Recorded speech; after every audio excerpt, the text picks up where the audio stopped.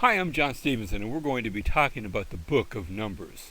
What a title for a book. You know, when you first hear that, you think perhaps that we're going to hear lots of numbers. And yet, there's only 2 chapters that deal with the numbering of the people. That's not really what this book is about.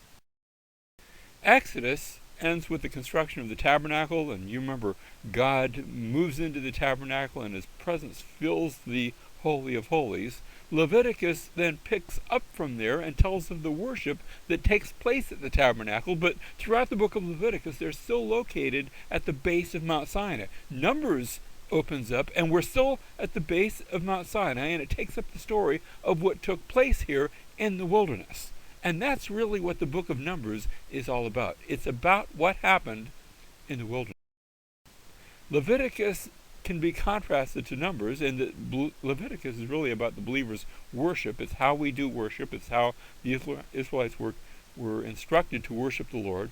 The book of Numbers talks about the believer's work, what they did as they left Mount Sinai. They get ready to go into the promised land. They're going to fail. They're going to wander in the wilderness, and eventually they're going to get ready to go in. The next generation will get ready to go in a second time. In the book of Leviticus, the big idea is purity and holiness. In the book of Numbers, the big idea there is the pilgrimage, the journey, the wandering, the movement. In the book of Leviticus, it speaks to our spiritual position. In the book of Numbers, that speaks to our spiritual progress. The book of Leviticus tells us of the ceremony in the sanctuary. The book of Numbers tells us of the history in the wilderness. So you might have gotten the idea already that the book of Numbers is all about what happens in the wilderness. In fact, that's the Hebrew title of the book. The Hebrew title of the book is In the Wilderness. It's taken from Numbers chapter 1, verse 1, where we see that the Lord spoke to Moses in the wilderness. You know, the ancient Hebrew titles would always be taken somewhere from the first verse or even the first line of the manuscript of the Hebrew text. Seemingly probably the person who was looking to get that particular book out, you know, they were in scrolls, he'd start to open the scroll a little bit, he'd say, in the wilderness. Okay, that's what this book is. This is the book that took place in the wilderness. So the Lord spoke to Moses in the wilderness of Sinai in the tent of meeting on the first of the second month in the second year. Already a year has passed since they have come out of the land of Egypt. That year has been taken up in receiving the law, in hearing the instructions of the tabernacle, in building the tabernacle, in beginning all those worship processes that we read about in the book of Leviticus. And now they're ready to move on almost.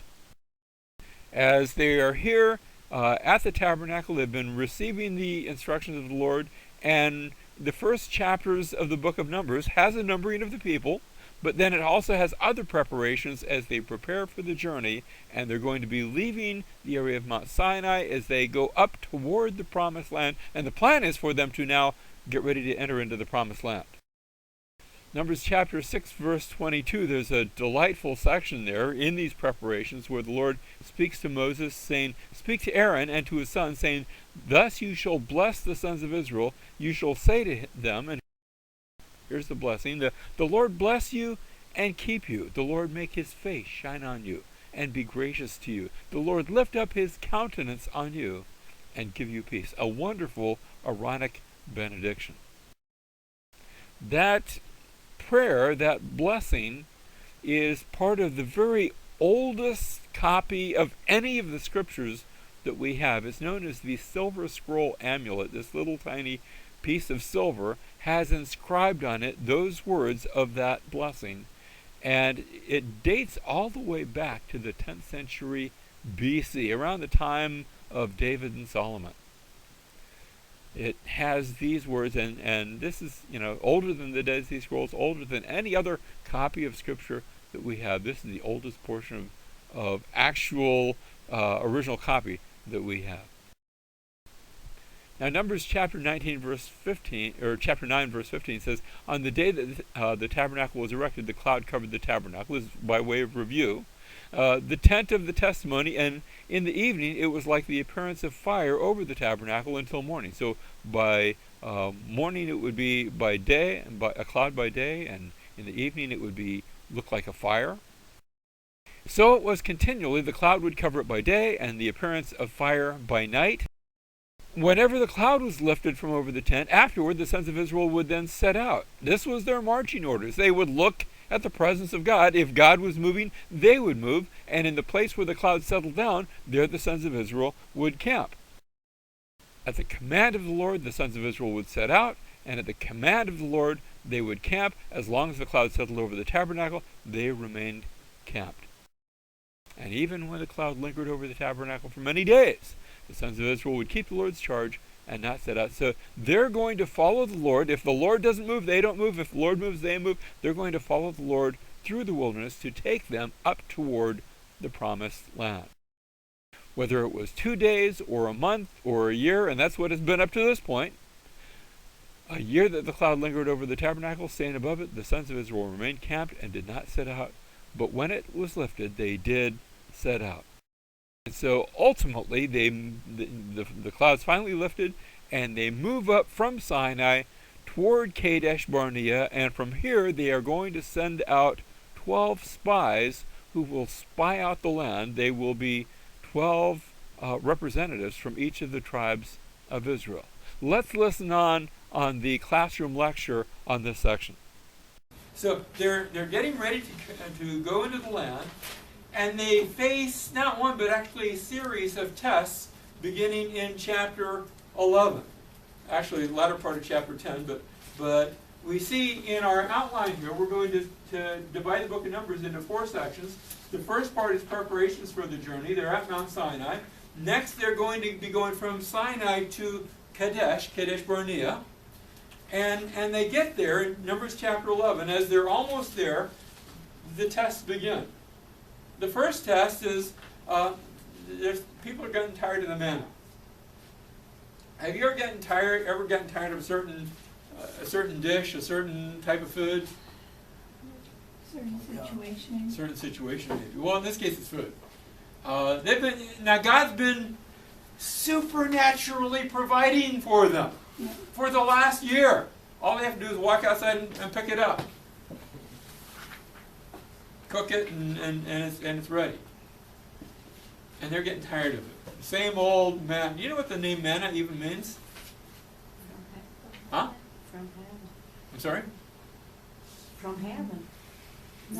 No. When you say ma is what? Like if you want to say, you know how we say how you doing? They say in Hebrew, how is your peace? Ma shlom ka or ma shlomak. Mana is, what is that? So they called it the whatchamacallit. You know, that's what manna means. And so here they've been eating this manna now for a year, and they're tired of it, and they start complaining against God. And God says, okay, I'm going to give you something else. Although you guys have been complaining, you shouldn't have been complaining. You should have been accepting the gift of God. But he sends a giant flock of quail. They are like knee-deep in birds. All you have to do is go pick them up. And they do. And actually the text tells us they're eating so much it's coming out their nose.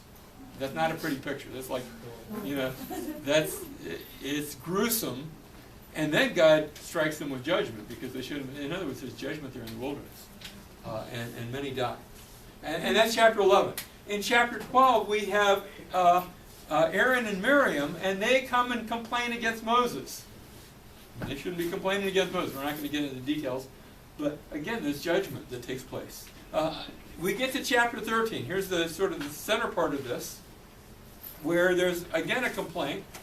And this time, 12 representatives, 12 spies, are sent to go into the land and spy out the land. Now there's one representative, one spy from each of the 12 tribes. So Ephraim has its representative, and Judah has its representative, and Benjamin. One for each tribe. And they go all throughout the land for 40 days. And they're at the end of their 40-day mission, they come back and they report. And 10 of the spies say, man, those guys are so big, there's no way we will ever be able to capture the land. They're just like, we were like grasshoppers in their sight.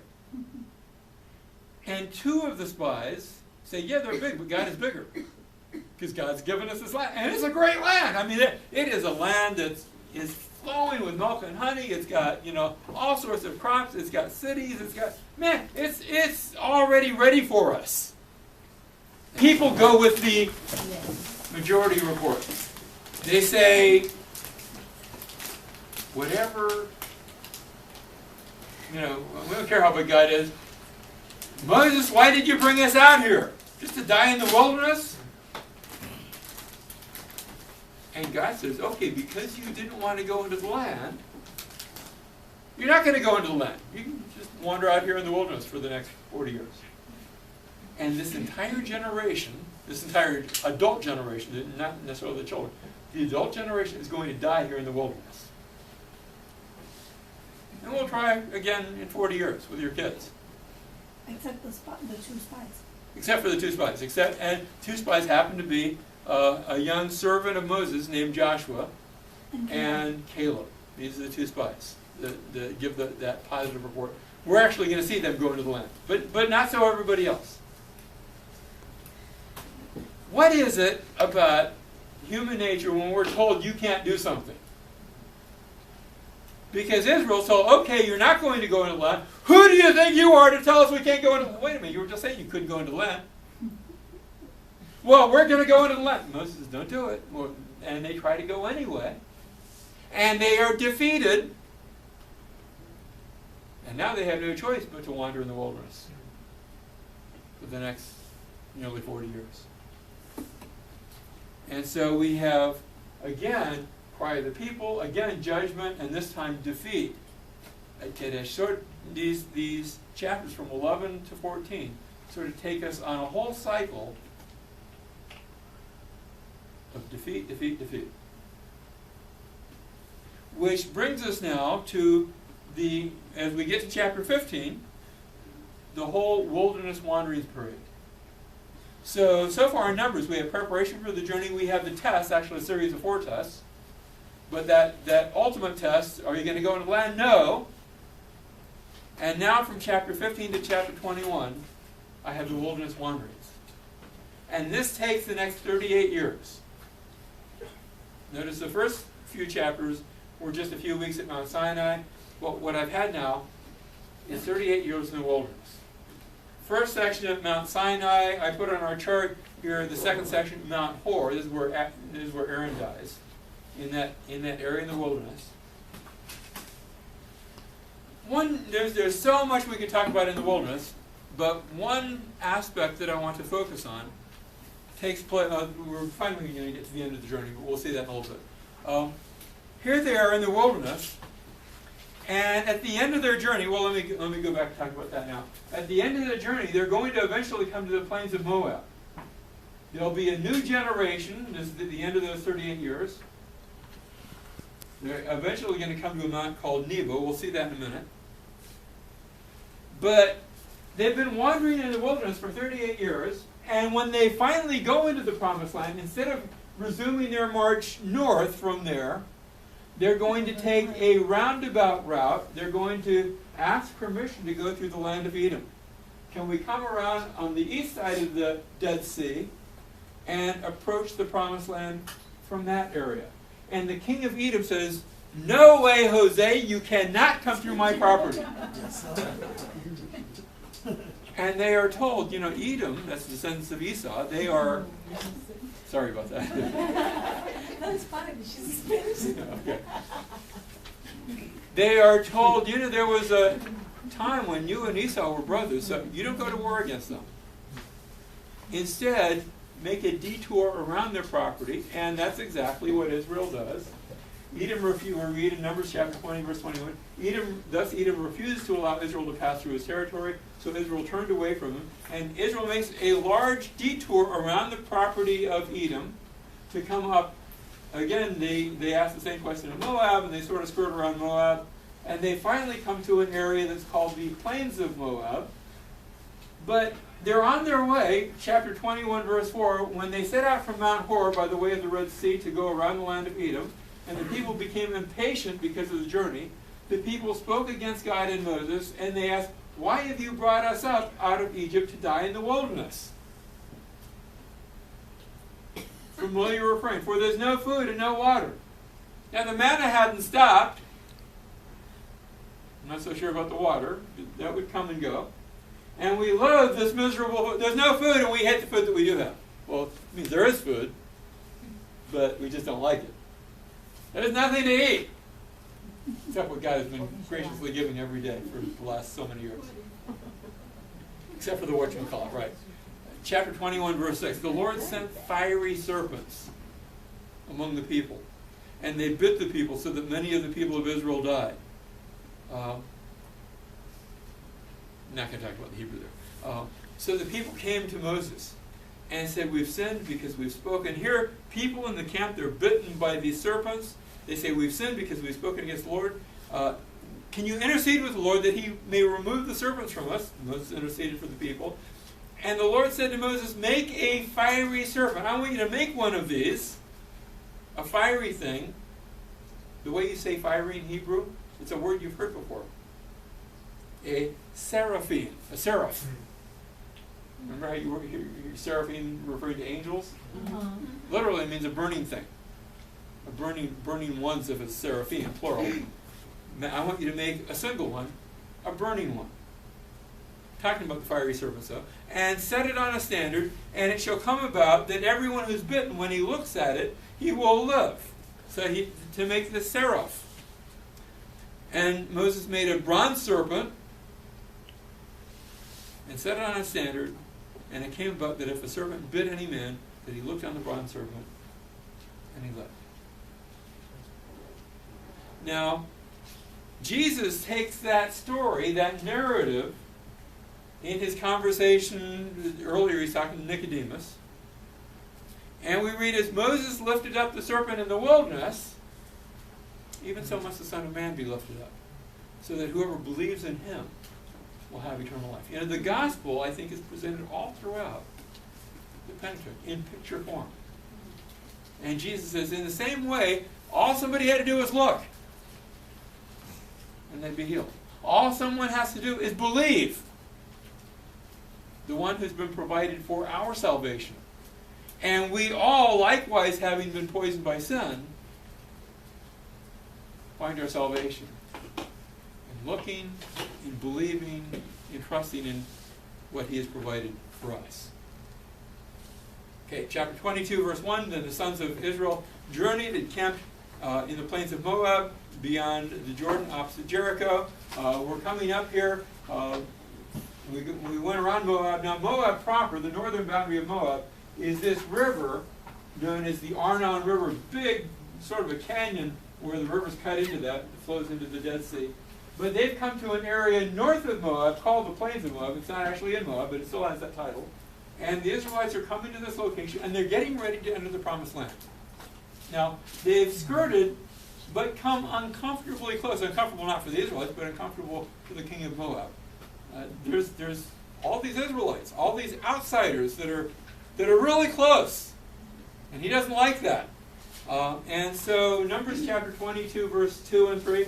Now Balak, the son of Zippor, he's the king of Moab, saw that all Israel, what they had done to the Amorites, there had been other groups that came and attacked Israel, and Israel had defeated them and had captured their properties.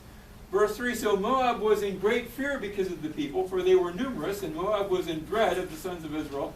And so he sent messengers to a prophet living way up north, Balaam, the son of Beor, at Pethor, which is near the river. When you talk about the river, you're talking about the Euphrates, way up in Mesopotamia, which is near the river in the land of the sons of his people, to call him, saying, behold, the people came out of Egypt, behold, they covered the surface of the land, and they're living opposite me, and can you come and do something about it? And so he sends up to Pethor, up to that city by the Euphrates River, and he hires this prophet for hire, this prophet for profit, who's going to be hired to come down. Can you maybe come down and do a prophecy against these people? Maybe sort of put a curse on them. We've heard that you've got great ability. Can you come and do it? Now, therefore, please come, curse this people for me. Since they are too mighty for me, they're too big for me, perhaps I may be able to defeat them and drive them out of the land. For I know that he whom you bless is blessed, and he whom you curse is cursed. Have I heard this kind of language before? Yes. That's word for word what God spoke to Abraham. The one who blesses you, all bless. The one who curses you, all curse. Last week. Yeah. And Balaam is from that area, not from the same city, but from that general area from which Abraham had come. And I don't know if the king of Moab thinks, well, maybe it'll rub off on him or something. I don't know. But he hires Balaam to come down, using language that's very reminiscent of Genesis chapter 12, verse 3. I'll bless those who bless you, the one who curses you, I will curse. And so Balaam, this prophet for a prophet, comes down, and he's hired to curse the Israelites. Now, on his way down, he has this encounter, and Balaam, for all of his spiritual insight, his donkey ends up showing more spiritual insight than he does.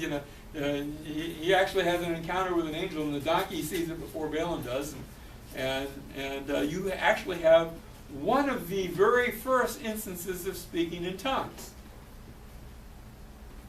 Because the donkey speaks in a language, instead of speaking donkey speech, the donkey's mouth is open supernaturally.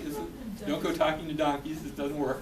But this is a supernatural occurrence where suddenly the donkey can speak in a language other than donkey speak.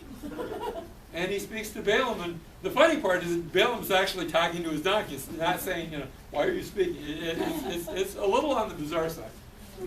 But he has this angelic encounter where the angel of the Lord comes and says, Balaam, you go ahead, I'll let you go, but you only say what I tell you to say.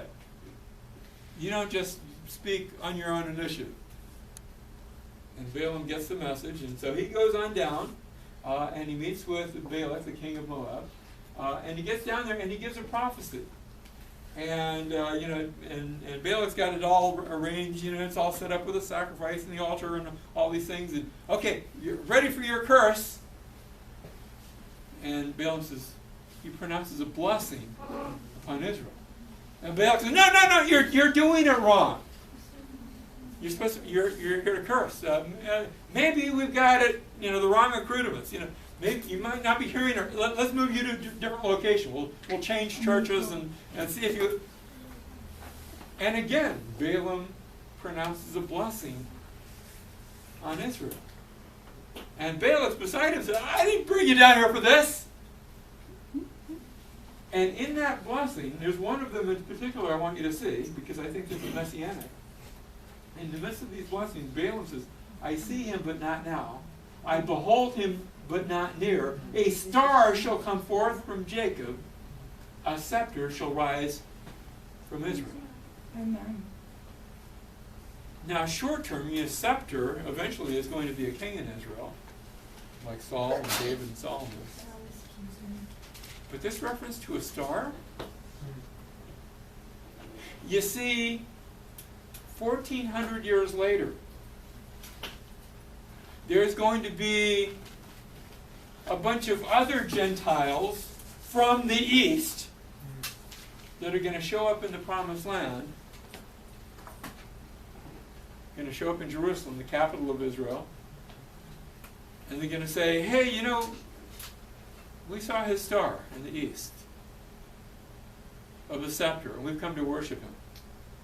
And I don't know for sure, but I can't help but wonder, maybe this prophecy made its way back to Mesopotamia and was remembered 1,400 years later by a bunch of wise men, a bunch of magi, who in Matthew chapter 2 come to worship Jesus. It strikes me that it's echoed here in the words of Balaam. Well, it would be nice if that was the end of the Balaam story, but it's not.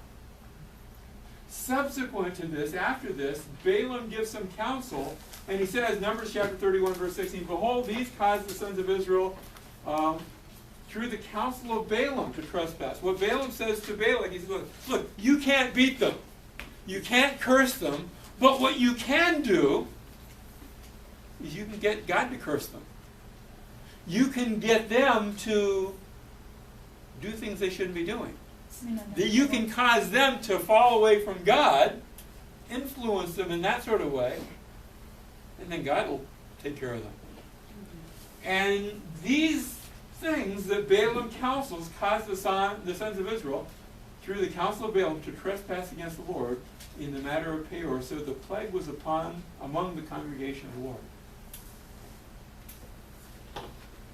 The New Testament actually speaks about the counsel, the way of Balaam, and what a danger it is. The danger of turning away from the Lord and causing his blessings to move away from us. We come to the end of the book of Numbers, and this, remember, just a survey. We're going very quickly through it. And 2.5 tribes, Reuben, Gad, and half of the tribe of Manasseh, I'm not sure how they figured out which half, they say, the land here is really nice. We've, here on the east side of the Jordan River. Tell you what, Moses, we'll stay here. You guys can cross the Jordan, have all the promised land, and have our part. We'll just take this part. We'll relax. Huh? Go ahead, say it. No, just come. That's fine. Yeah, we like what we see here. I always knew about the story, and then quite a few years back, Paul and I had opportunity not just to go through Israel, but to be in modern-day Jordan. And we were there on around the area that's known as Mount Nebo, Mount Pisgah, that place where Moses died, where he could stand and look at the promised land. And we stood there and looked at it, and we looked at it and we went, yeah. Because when you're standing here, what you can see is all the east side of these mountains, and it all looks like barren wilderness. Unless you go up to the top of those mountains and look on the other side.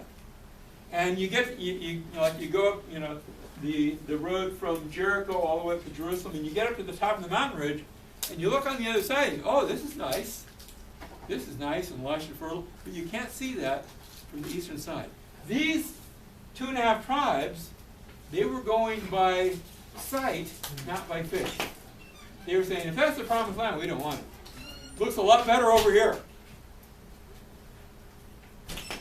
And Moses says, okay, you can take this as your inheritance, but when we cross over, you have to cross over and fight for the land, even though you're not going to get it. So you're going to fight for the land, you're going to see the land, but you're not going to get it because you gave up your inheritance. You didn't want it. And guess what's going to happen later on in their history? Later on in their history, whenever an invader comes, it's going to come to this eastern side first. We'll be reading about that time and time again. They will be separate and distinct, not in a good way, in a bad way, from Israel. After a while, they're going to start pronouncing their Hebrew a little bit different. We'll see that in the book of Judges. And by New Testament times, this area won't be called Israel anymore. It will be called the Decapolis, the 10 Greek cities. Won't even be considered Jewish at all, because they give up their inheritance, settling for second best, settling for what they can see instead of what God promised.